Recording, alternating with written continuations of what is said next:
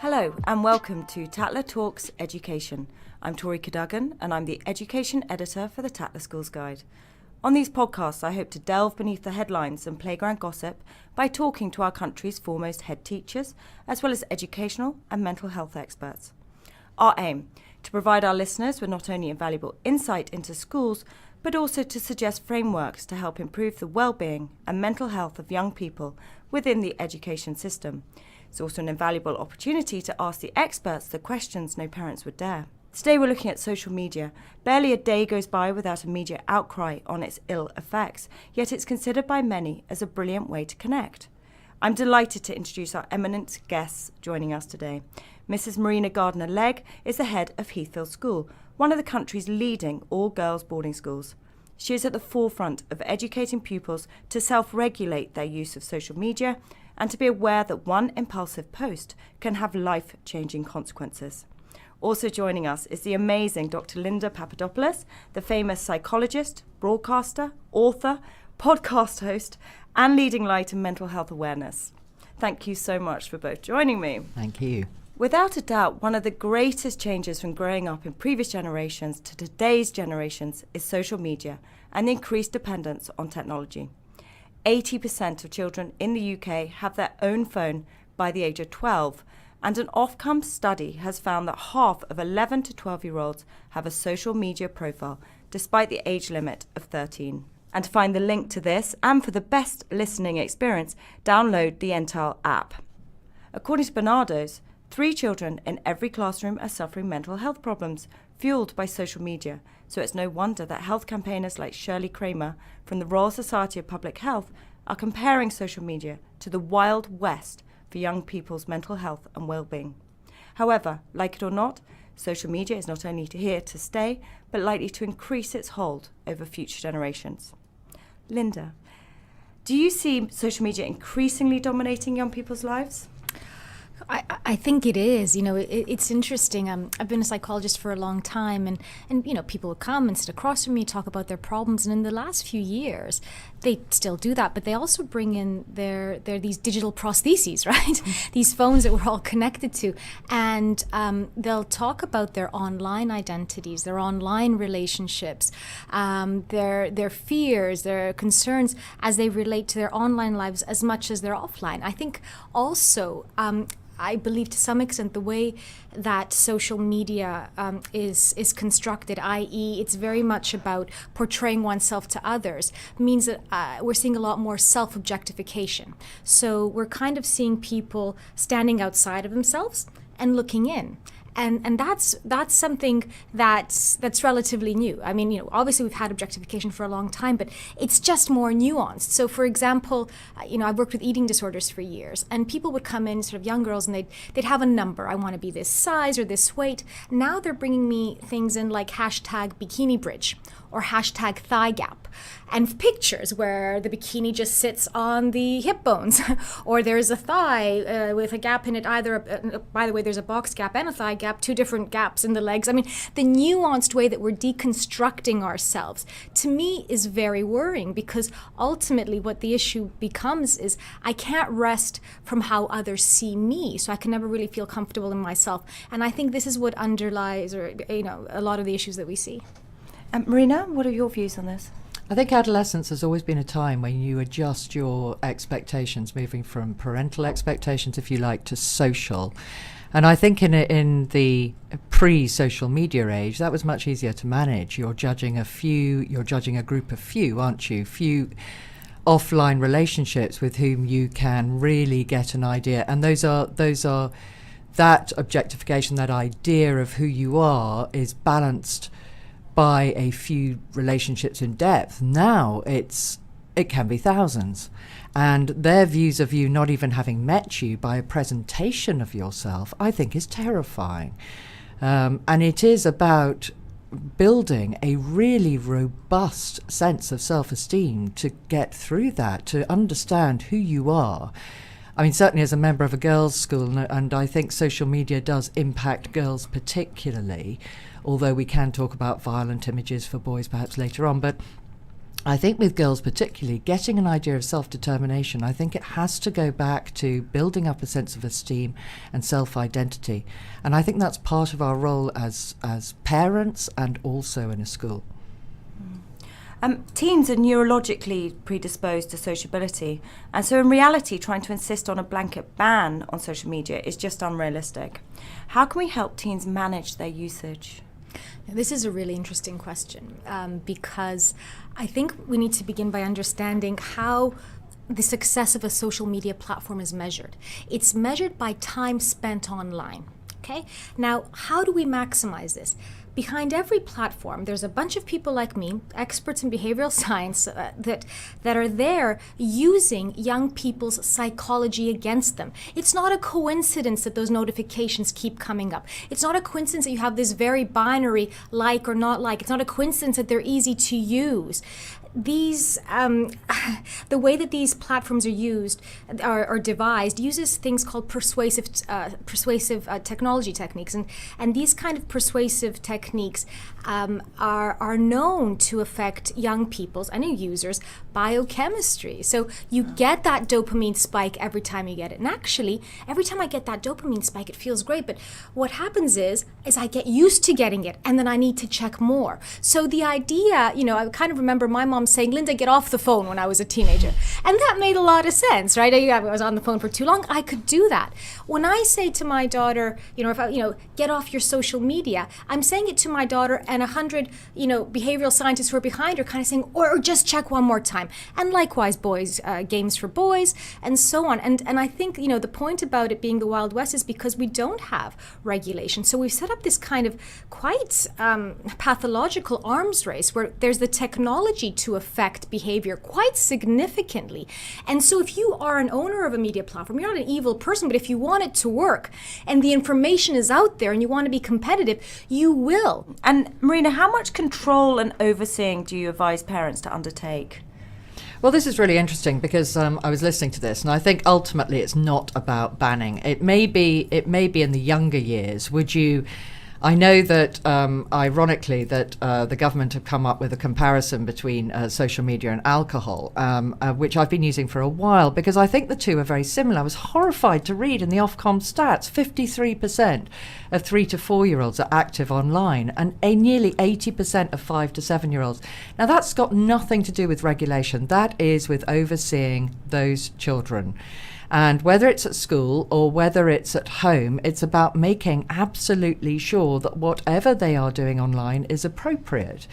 And then later on, are we really saying that a university student should not be allowed the degree of self-determination? What our role is as educators, and I think as parents, is to make sure that girls and boys are ready to take on this behemoth and to cultivate a critical mind that actually looks at what they are being told and learns how to evaluate it, study it, and make sure either to reject it or to take it on board if it's valid. It goes back to the person behind the social media. And I think that is something that's lost. Social media is a tool. What about the person behind it? I think it's also a privacy issue, isn't it? How much you're overseeing their usage is also, how... Yeah, but of course that's true of anything, right? So if you kind of think of, I always give the example, right? You never just put your kid on a 2-wheel bike and say, go to school. You start off on a tricycle, then you have training wheels, and then you hold on. And it's only when they're really secure that you let go. And I think, in the research that, that I've done around this area, one of the things that we've looked at again is sort of how do you give those privileges to kids? I'll give them to you as and when. So I think initially when they're on social media, you're definitely on with them. They use it in front of you. You have their passcodes. They're aware of that.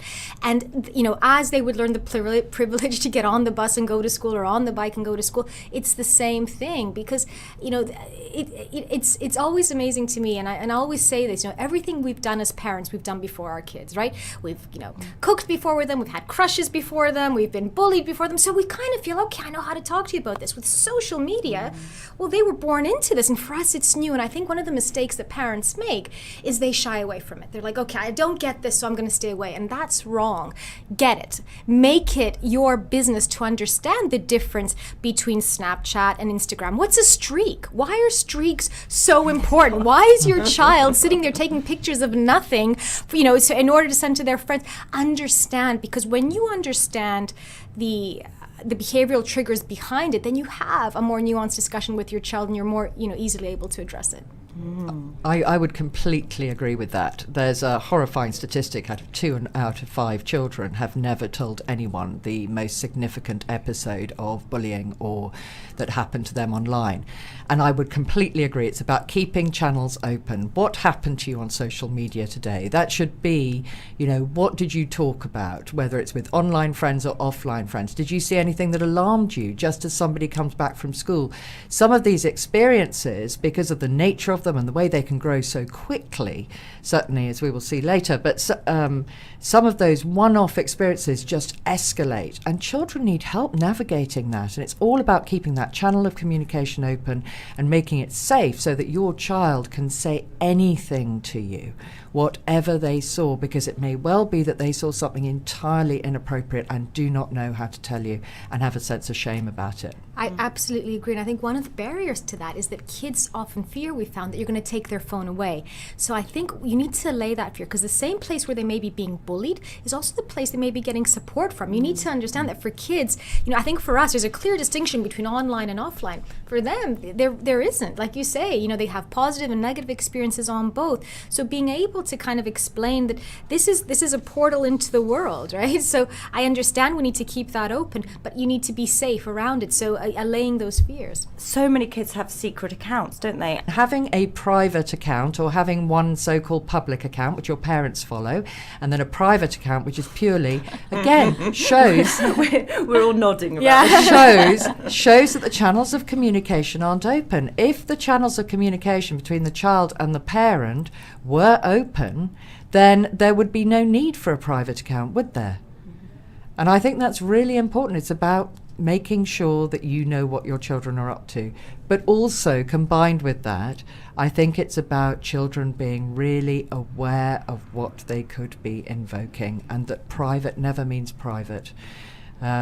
It's really important for our young people to know that whatever is out there on social media can't be deleted, can't entirely go. I sent a shiver through my 5th form when they were applying for their positions, for their head girl team positions, because I talked about my daughter and how she'd just gone for her first job, and the first thing she had to do was log into her social media account so her job could check them. And I think it's really important that our young people are aware of that and know what the implications are. It's same old schooling, I'm afraid. Every action has a consequence. Mm-hmm. But I think what's really interesting here is, again, understanding social media with the backdrop of sort of evolutionary biology, right? So we know that boys are predisposed to seek out competency. So lo and behold, boys are kind of playing a lot more games than girls. Girls are, from an evolutionary point of view, predisposed to seek out social acceptance. Lo and behold, we've got more problems on social media. So when we live in a culture that's still, to some extent, and I think this is slowly changing, but I still think to a large extent, validates women for their desirability, for their social prowess to the way that it does, then you have a choice. Either I will be invincible or I will seek out these likes. And we know you don't need to be a research scientist to know which pictures get the most likes. We know the ones that get the most likes are the ones that tend to be the most hypersexualized, they tend to be very visual. We also know, though, that there's another side of that. So we have girls getting likes for this, but also being shamed for putting these pictures on. So when you speak to young people, there seems to be almost this sweet point in between that I accidentally put on this picture I look amazing at, but I'm not trying too hard. Now, the amount of cognitive and emotional effort that takes is immense. Really hard. The Health Minister, Matt Hancock, has recently called for health officials to draw up a maximum usage guidelines for young people, hoping to empower parents to enforce boundaries and sensible usage times. How much would you say is enough?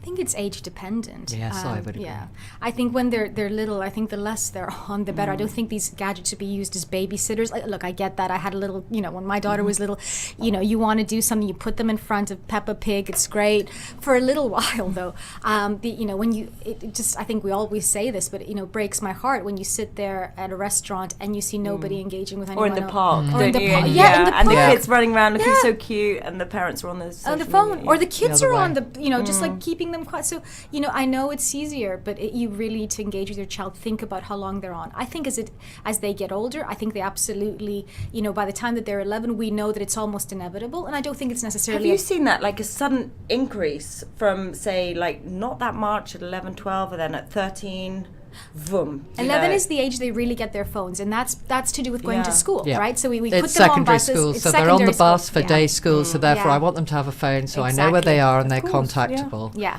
yeah. And I Or think they're going away to or they're school. going away to school. So I think that's where it becomes, I think that's where the discussions need to be had. And I think, again, it's a privilege, right? So it increases as they get older, as they become better at it, as they become more well-versed at using it, then absolutely. But there needs to be a social contract with parents, the way that there is on anything, bedtimes, how long they study for, anything that they do. It's, just because it's a technology that's new, it doesn't mean that one should shy away from it. And I think depending on your child as well, it's very rarely that there's a one-size-fits-all, but I think within the parameters, know your child. Is it getting in the way of their work? Are they acting, very agitated when you take their phone away? Do they get very upset? If that's happening, that's alarm bells. What's going on? Is this online bullying that's happening? Are they becoming so enthralled with the phone that they can't let go of it? Yeah. I would agree with every word actually Linda said. I think the difference though between 11 and 13 is at 11 I still feel that children are very much within the thrall of their parents. They're still looking at adults as role models. I think by the time they go to 13, and I would put year 9 for girls, year 10 for boys, I would say then they're really being surrounded and being taken in, if you like. They're looking at their peers for almost social mentoring, and I think that's the age where it really becomes an apotheosis. Year 9 for me, and I'm sure for several other educators, is the absolute year where social media hits its peak, and then I would say then it declines. Then there becomes a bit more tolerance of being different, of finding one's own identity and moving away, and that can be moving away from social media as well, I think. Would you agree? Yeah, 100%. It's good to hear that it cuts back a bit. Yeah. So how do we advise on what is suitable to post or not? Like you were talking about the images and getting that balance. How do we help? Well, our little slogan when Jessie was little is, if you're not happy to wear it on a t-shirt, don't post it online, because that's as blatant as it's really going to be. clever, Yeah. So speaking about a digital footprint, there's lots of ways of describing it. This is something that will stay with you forever. What does that mean? And we also spoke about kind of communication. So if I was to say, oh, don't be silly and smile, you kind of see my face and I'm smiling and it's okay. If I was to write down do not be silly, that can be taken a lot of different ways. So what does it mean to be misunderstood? If cropping out a friend from a picture because it doesn't fit, while that might seem simple, it doesn't fit, how will that friend feel? Posting about a birthday party that someone wasn't invited to. So there's all these areas that you can help your child navigate and consider.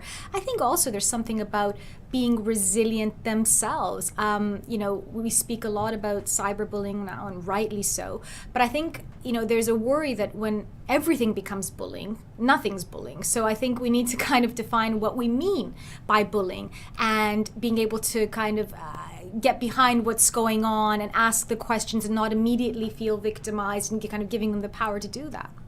I think that's spot on. Our maxim, actually, rather than putting it on a T-shirt, which I'm going to steal, I think, I rather like that, It's brilliant. is what would your grandmother think if she saw this? And that works for us very well. That's very And I think cool. grandmother is important because it invites that human aspect of empathy. I think what is vital here, and I know I've referred to it a couple of times, so forgive me, is that idea of focusing on the person and those skills of kindness and empathy. And just because you have a tool in your hand doesn't mean you should suspend those qualities and suddenly just give in.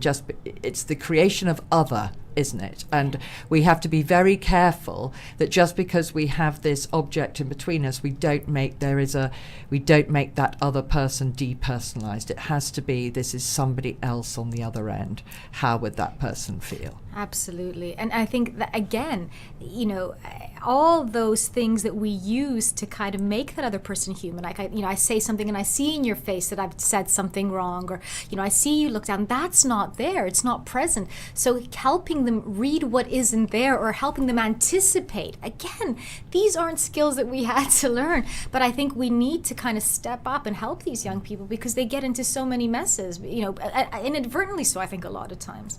And do we feel that they self-regulate, like too many boast posts, or or posting something that's going to give other people bad feelings? Do they?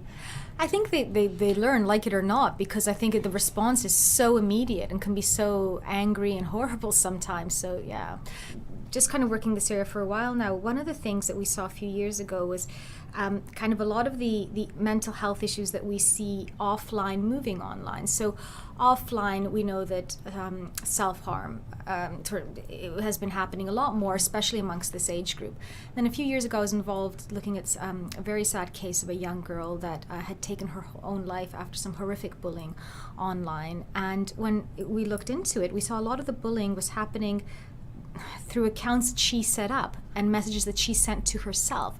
So we have this sort of online self-harm happening now. So the idea, again, that there's this huge discrepancy between the two, I don't think is the case. I think the themes are the same. The themes are as old as time. See me, see my pain, see my value. I feel stuck. I need help.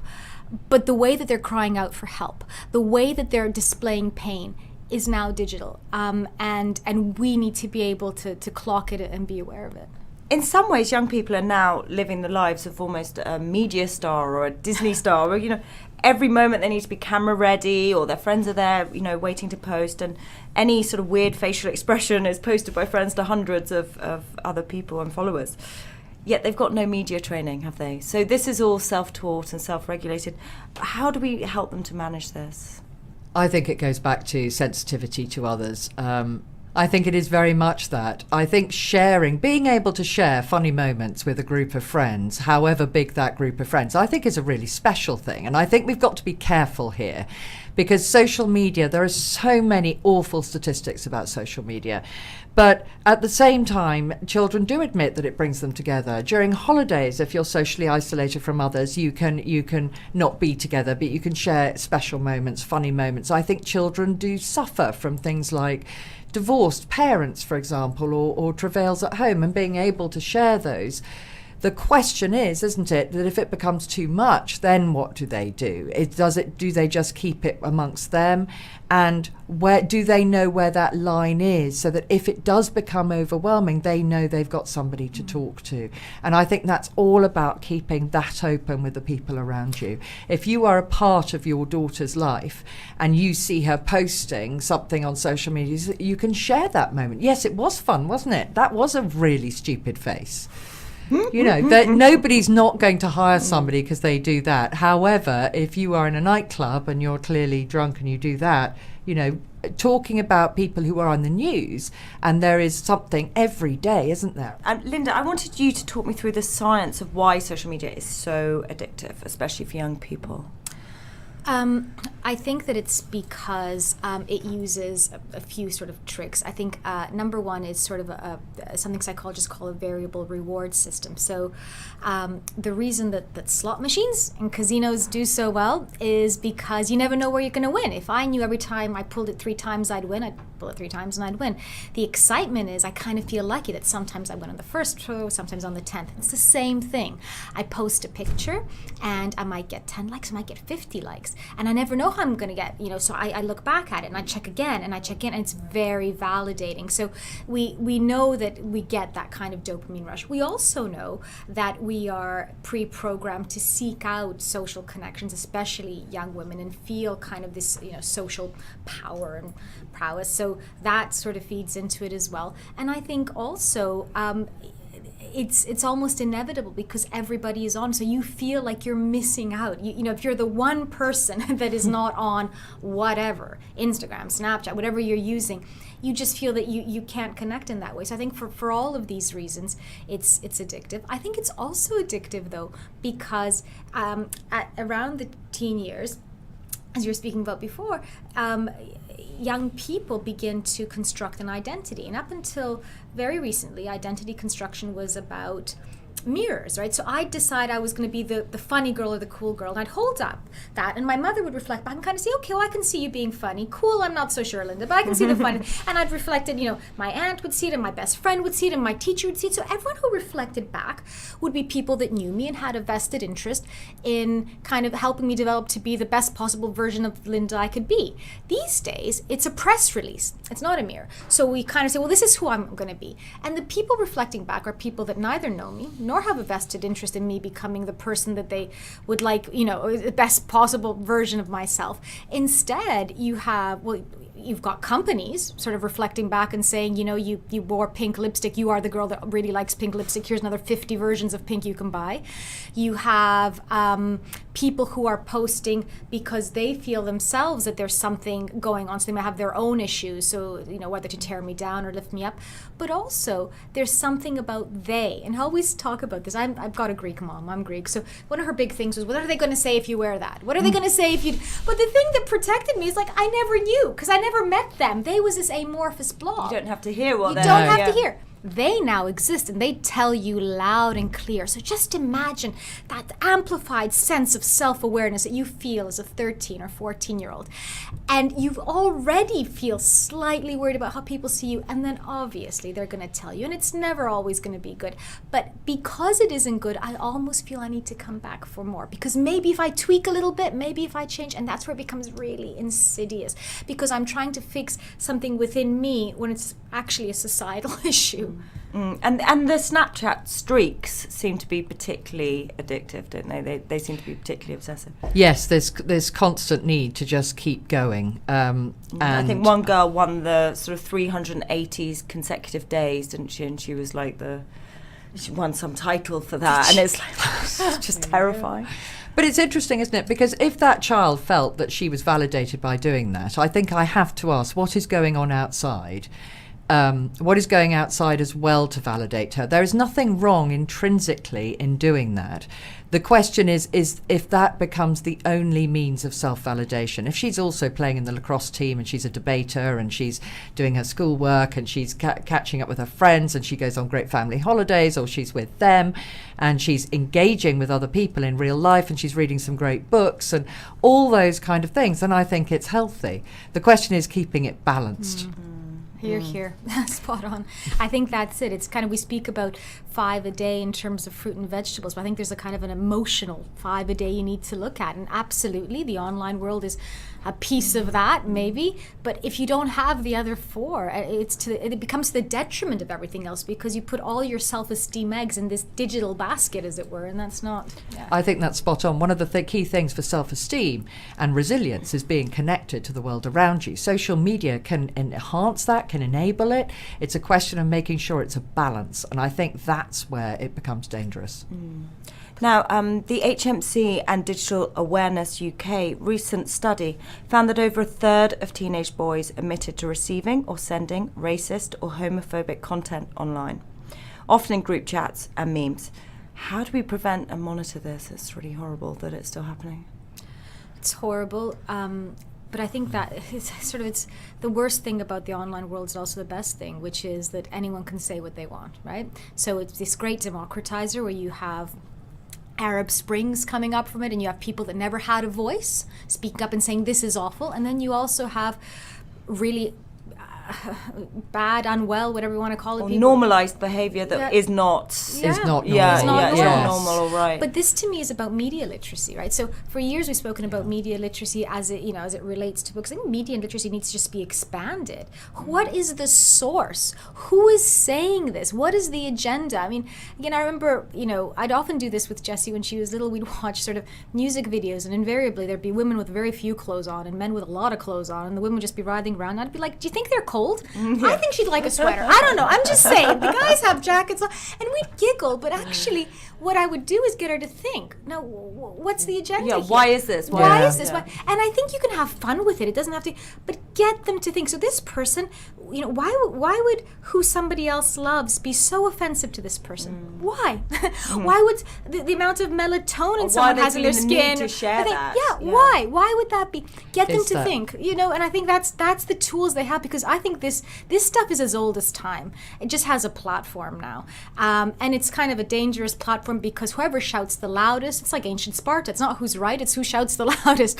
So teach them not to listen to the loudest shouter. Teach them to question, and I think that in and of itself, I think, is a huge. I mean, do you find this in the school? I completely agree. It's about making sure everybody has their voice, and the question is, with something like that, it's a symptom. It's not the cause. The cause is wanting to belong or feeling that they need to do that as part of a group to feel accepted, or that it's acceptable within that group.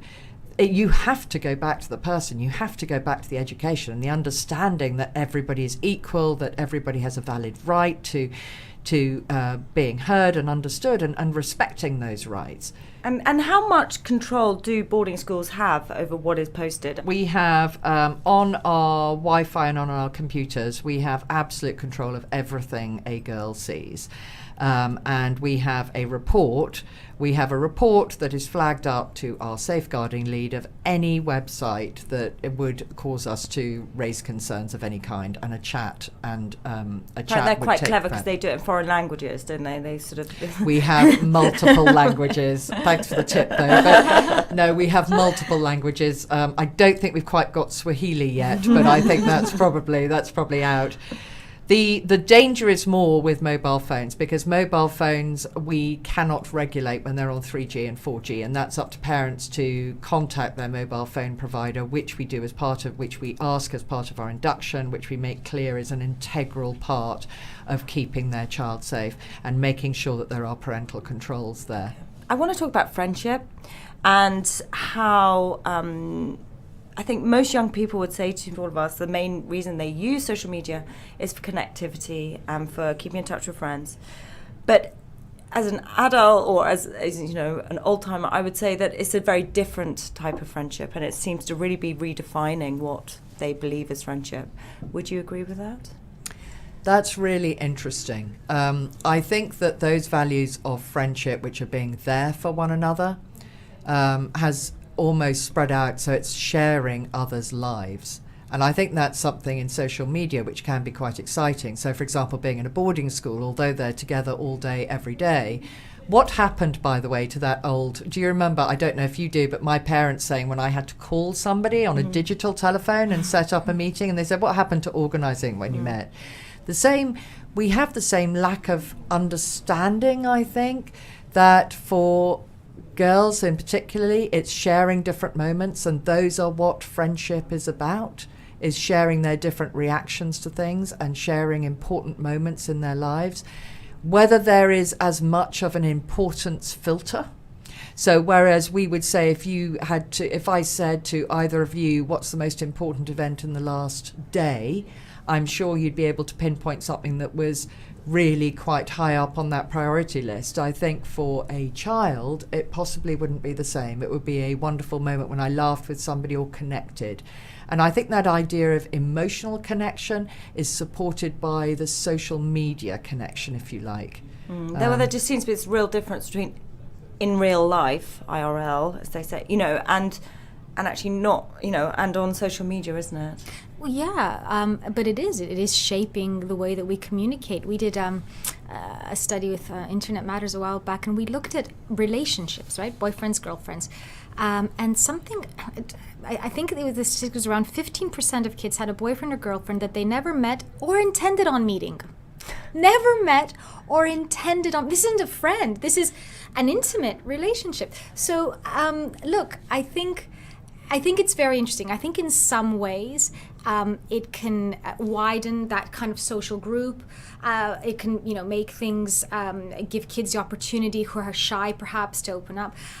which is great. I think on the other hand, though, there is a worry about quantity versus quality. So I think especially for the young ones, it's the amount of connections they have, it's the amount of likes, and it's kind of the binary nature of showing support. I mean, just tapping your phone twice. Ask your kid, does that really mean you like something? Was that really hard for them to do, to kind of tap twice till the heart came up? Is that what, what does it mean? Or just sending hearts when somebody's had something awful happen. Yes. And that's very different from actually going Being and seeing able- your friend and giving them a hug. And Which aren't mutually exclusive. And again, a well-adjusted child can and will do both. It becomes problematic when you kind of lose the ability to do both, or you lose the need and you're just fine staying away. Now, I want to talk about Nicole Crowther. Oh, yes, Nicole.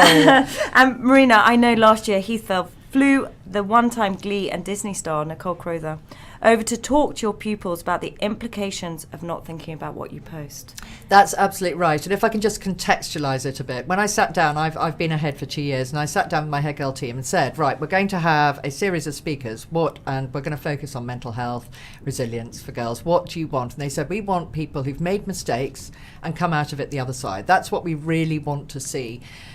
We had a young man in who'd drunk some alcohol and had been involved in an awful traffic accident. We have a drugs user coming in next week to talk about that.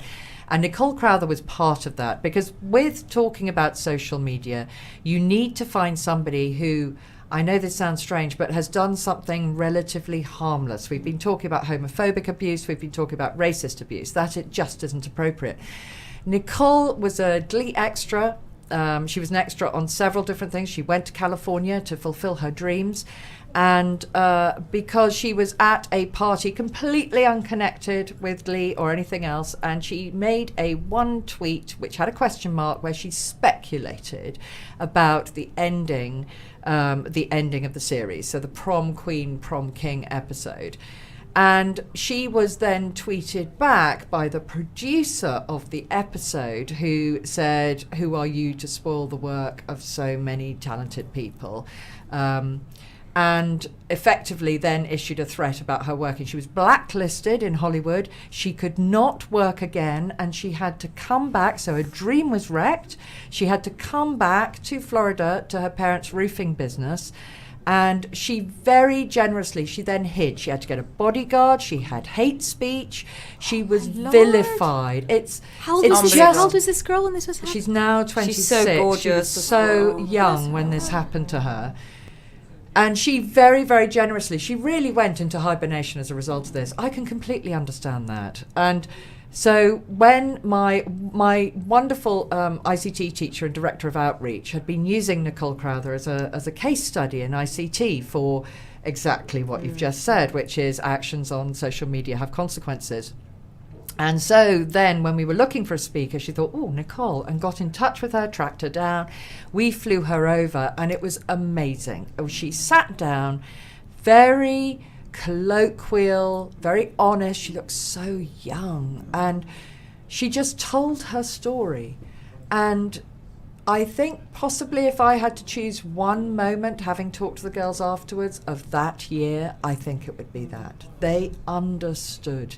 Because if a parent tells these stories, or a teacher, it's just more white noise. Whereas Nicole was very open and honest about what she'd done. And it was very, very clear, despite the fact she was angry, she was also full of humility. And the injustice of it, I think, taught everybody a great deal. I thought watching the video, which you kindly sent me, it was, what was amazing was even after 8 years, it was like she still seemed so amazed that something as innocuous as a tweet could cause so much mayhem. It was like, it was that amazement. But this disproportionality, isn't it? Absolutely. And especially in the you do sphere. and suddenly your life is totally. Well, this is it, and it's like holding a loaded gun, and not having it. You hit the nail on the head. Everyone else has media training. These are kids who are able to speak to the whole world, and who of us, there, but for the grace of God at 18, absolutely. wouldn't have said some, it's awful. It was when she said and I woke up. She only had about 100 followers when she went to bed that night. That's right. And then the next morning, she had how many thousands? And that Just feeling just of waking up and going, oh, what have I done?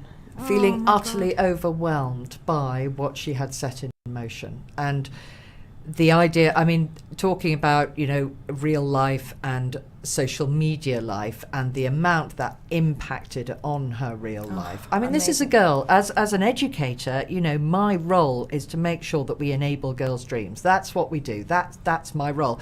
And to see a young woman who'd put something on and have her dream ruined, I think is just unconscionable. Indeed. Oh my goodness. And there is something, so in cognitive therapy, again, one of the things that you do when someone comes in and says, everybody hates me, you kind of go, well, come on, is it everybody? Let's kind of let's challenge this idea.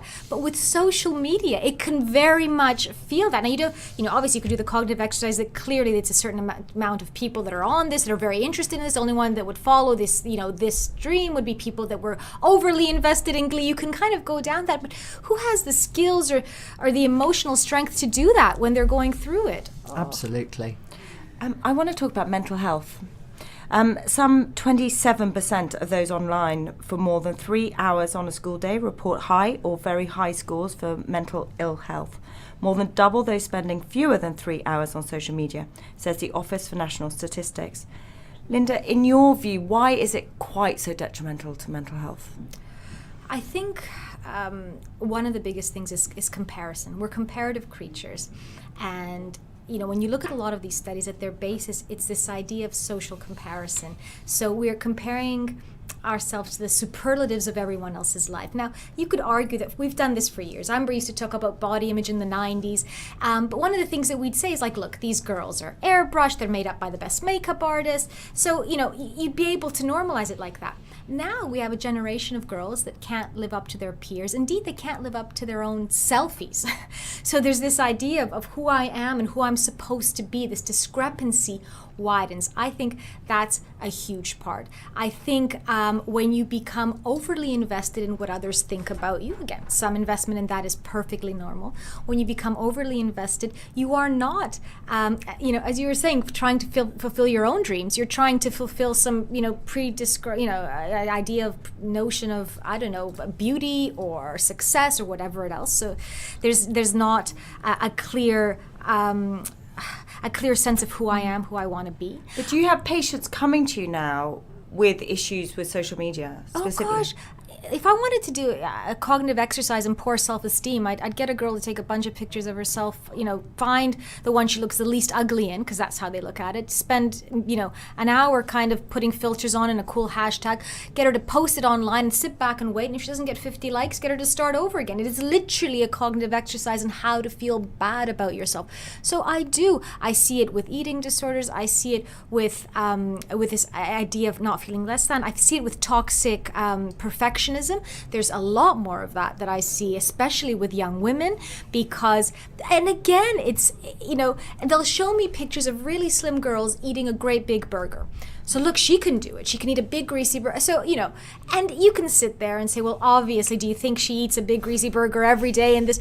But it's like they're trying to live up to these caricatures of perfectionism, of beauty, of lifestyle, and it's hard. It's very hard. I think celebrities add to that as well, this idea of a celebrity life and what is shown as the glossy outer life. And even kids within a social, you know, maybe they have a particularly glamorous life or the perception of. Yeah. And that is tough for other kids that maybe aren't able to live that existence. Wouldn't you like a complete campaign which showed real life, which showed, you know, the fact you were just locked out and your keys were in the house, and I think it's really important. I think it's really important if we have to do anything that actually we start that we do start showing real life. Just to address your point about 3 hours on a school night, I mean, if you think about, the amount of prep or the amount of homework a child has, it's crazy, supper, even 3 hours. 3 hours is going to be about lack of sleep, it's going to be about nighttime light, it's going to be about that constant dinging and constant feeling connected to a phone, to an object, not being able to switch off, not being able to reflect on the day. It's been shown we all need periods of reflection, of alone time, of reading, of subsuming ourselves in something else. And I think it's an imbalance, isn't it, of social media. I think that's what we're talking about here in terms of regulation. I think I was interested, the Royal Society of Public Health have recently brought out 3 suggestions And one is a pop-up notification when a young person has spent a certain amount of time online. Another is a watermark on digitally enhanced photos, so you know that somebody's been putting on all the filters. And obviously school lessons on using social media in a healthy way. Would you guys say that that's probably a pretty clear... It's a great start. It's a great start. You know, we need... Look, don't forget, these social media sites are kids themselves. Facebook's a teenager. Snapchat's a 7 or 8 year old. You know, we're playing catch up. So I think depending on the site, there's different things that you need to look at. But, you know, a bit more transparency about what's real and what isn't, I think, is at the basis of this. And when kids are young, you know, they don't, again, it's media literacy, right? It's let's kind of think about what's gone on, you know, and why are people trying to do this? So it is these sort of deeper thinking. Nicholas Carr has a great quote. He did this book called The Shallows, and he says that we used to be deep sea divers and now we just scoot across the surface on jet skis. And if you don't want to think like a computer, right? Because that's what's happening. We're talking about mental health and social media. We need to start talking about cognitive health and social media. Sleep deprivation. You're absolutely right. We did a podcast on sleep, so that's So very specifically, and on perfectionism. And so both those areas, and you know, it contributes to so depression, related. right? So we know. So one of the reasons, you know, and Jean Twench speaks about this as well. But one of the reasons, you know, that social media, you know, so difficult is yes, the comparisons, but also if you're not getting enough sleep, that's going to be a huge issue. We know that millennials now have poorer memories than seniors because for memory to be consolidated, you can't keep being interrupted, and because they're constantly interrupted, they're forgetting things. So, you know, it's not just affecting how we feel, it's affecting how we think, and that is the worrying thing. I think that's what I like about the idea of pop-ups or watermarks or saying that these things have been digitally enhanced. It's about making sure that a critical mind is looking. So, for example, something we do in PSHE lessons is to look at advertisements for cosmetic products, just television products. And often you'll see a survey. So they'll say something like 90% of these people said their hair was glossier. And then you read the figures, you freeze it, and you look at the figures, and it's 94 women. And you say, you know, this is, and that idea of reading these things with a critical mind, actually, is that thigh gap, is that digitally enhanced? Have they got Photoshop? Have they enhanced that? Have they changed it? And I think that idea of questioning what they're seeing, I think is really important, and particularly with news, with everything. I want to talk a couple of things about the positives. And recently I was approached by an incredibly brave student called Hugo, who set up a mental health sharing platform called Mind the Stairs. And his argument was it's really important that there's also some good things going on, and people who are struggling can share their bad experiences.